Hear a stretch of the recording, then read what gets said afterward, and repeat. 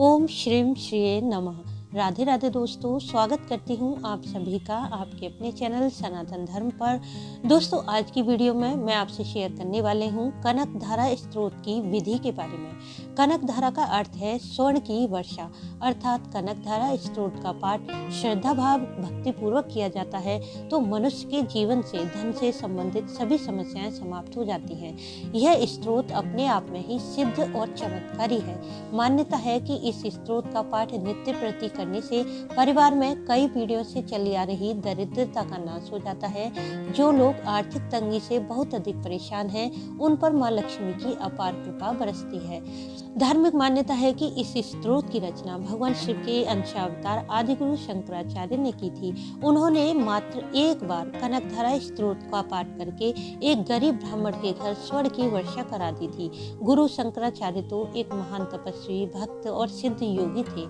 उनके लिए यह कार्य कठिन नहीं था, परंतु हम मनुष्य किसी भी मंत्र, अनुष्ठान, स्तोत्र या उपाय पूजा पाठ करते हैं तो उस पर पूर्ण विश्वास नहीं करते। हमें कहीं ना कहीं संदेह अवश्य रहता है, जिससे उस पूजा पाठ, व्रत, अनुष्ठान का फल हमें प्राप्त नहीं होता।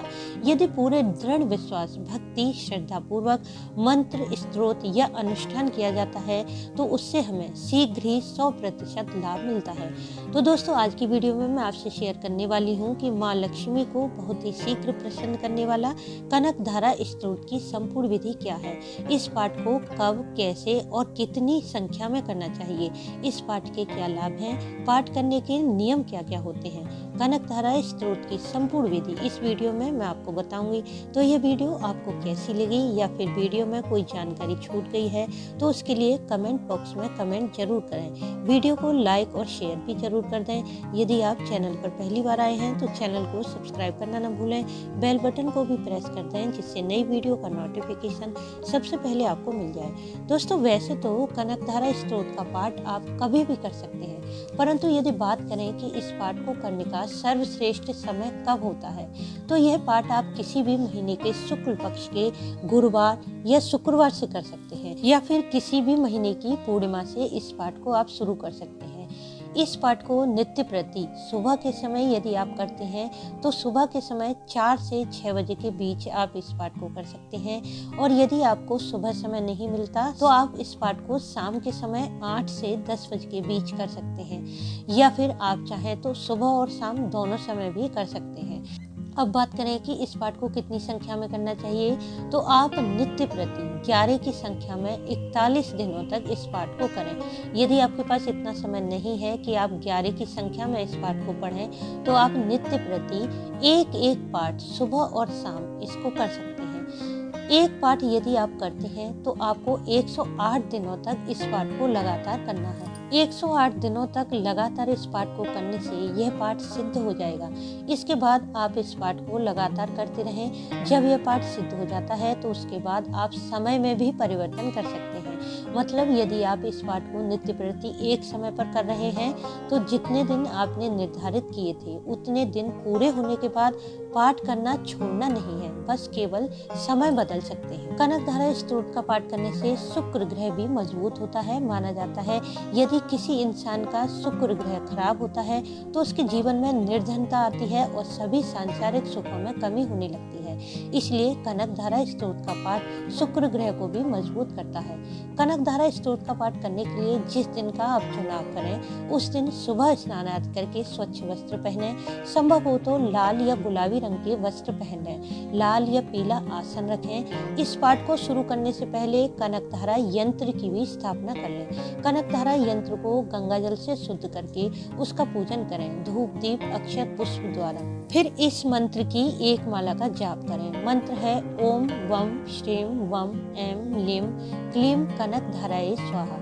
इस मंत्र द्वारा यह कनक धारा यंत्र अभिमंत्रित हो जाएगा। इसके बाद ही कनक धारा स्तोत्र का पाठ शुरू करें। यदि आप कनक धारा यंत्र को अभिमंत्रित नहीं करते हैं तो इसकी स्थापना करने से कोई भी लाभ नहीं मिलेगा। यह यंत्र स्थापित करके कनक धारा का पाठ करने से 100 गुना लाभ प्राप्त होता है। फिर घर के पूजा स्थल में चौकी पर माँ लक्ष्मी की ऐसी मूर्ति या फोटो स्थापित करें जिसमें वह भगवान विष्णु सहित बैठी हो। भगवान विष्णु के साथ माता लक्ष्मी का पूजन करने से माना जाता है माता लक्ष्मी का घर में स्थायी वास बना रहता है। इसलिए भगवान विष्णु सहित माता लक्ष्मी की मूर्ति स्थापित करें। पहले भगवान विष्णु का पूजन करें। भगवान विष्णु को पीले पुष्प, हल्दी, रोली इत्यादि अर्पित करें और भगवान विष्णु के साथ फिर माता लक्ष्मी का भी पूजन करें। माता लक्ष्मी को लाल या गुलाबी रंग के पुष्प चढ़ाएं, रोली, हल्दी, अक्षर, धूप, दीप इत्यादि करें। माता लक्ष्मी के समक्ष शुद्ध घी का दिया प्रज्वलित करके आपको संकल्प करना है कि आपको कनकधारा स्तोत्र का पाठ कितने दिन करना है और कितनी संख्या में करना है। इसलिए ध्यान रखें कि इस स्तोत्र का पाठ आप जिस दिन भी शुरू करते हैं उसी दिन जप संख्या निर्धारित कर लें कि कितनी संख्या में आप जाप करेंगे। नित्य प्रति उसी समय पर आपको पाठ करना है जो कि आपने पहले दिन किया था। आपको कनकधारा की संख्या, समय और आसन एक ही रखना है। पाठ जिस स्थान पर आप करेंगे उसी स्थान पर आपको रोज कनकधारा स्तोत्र का पाठ करना है। जितने दिन आप यह पाठ करेंगे उतने दिन आपको ब्रह्मचर्य का पालन करना है, शुद्ध सात्विक भोजन लें और साथ ही अपने कनकधारा पाठ की साधना को गुप्त रखना है।